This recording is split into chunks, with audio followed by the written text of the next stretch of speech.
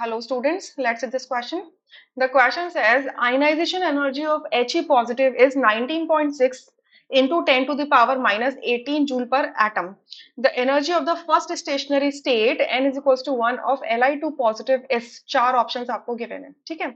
So देखिए helium positive या फिर Li2 positive दोनों ही क्या है? हाइड्रोजन लाइक स्पीशीज है, ठीक है? एक सिंगल इलेक्ट्रॉन कैरी करते हैं। सो ये जो सिंगल इलेक्ट्रॉन है इसको अगर आयनाइज कर दिया जाए तो हीलियम के केस में ये वैल्यू इतनी दी है।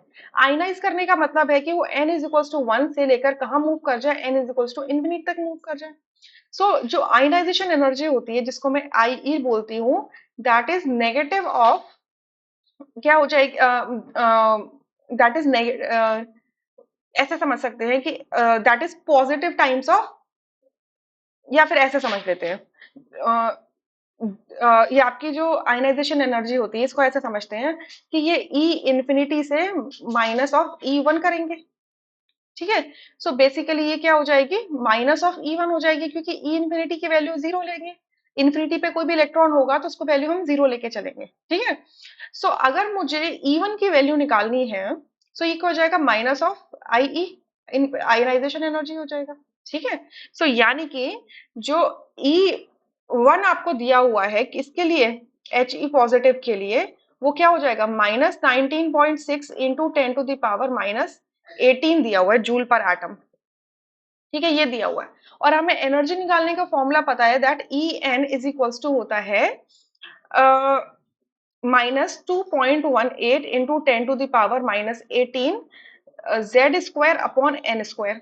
अब दोनों ही की केस में देखो, अगर मैं फर्स्ट आयनाइजेशन एनर्जी बोल दूं या फर्स्ट ऑर्बिट की एनर्जी बोल दूं तो एन की वैल्यू 1 है, और Li2 पॉजिटिव के लिए भी जो फर्स्ट स्टेशनरी स्टेट लिया एन इज इक्वल टू 1, तो एन वैल्यू कॉमन है।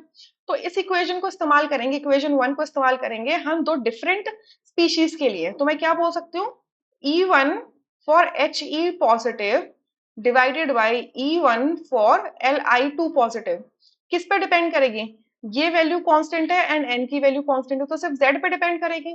तो जेड ऑफ हीलियम पॉजिटिव का square divided by Z of lithium 2 positive का स्क्वायर, यही होगा, ठीक है? तो आपका जो हीलियम के लिए जेड वैल्यू होती है वो 2 होती है, तो 2 का स्क्वायर 4, और लिथियम के लिए जो जेड वैल्यू होती है 3 होती है, तो 3 का स्क्वायर इज 9, ये हो जाएगा। तो अगर अब मुझे E1 निकालना है किसके लिए, लिथियम 2 पॉजिटिव के लिए, so it is going to be 9 by 4 into E1 of He positive. Yes, it is clear. It is going to be 9 by 4. So 9 by 4 multiplied by minus कितना दिया हुआ है, 19.6 into 10 to the power minus 18.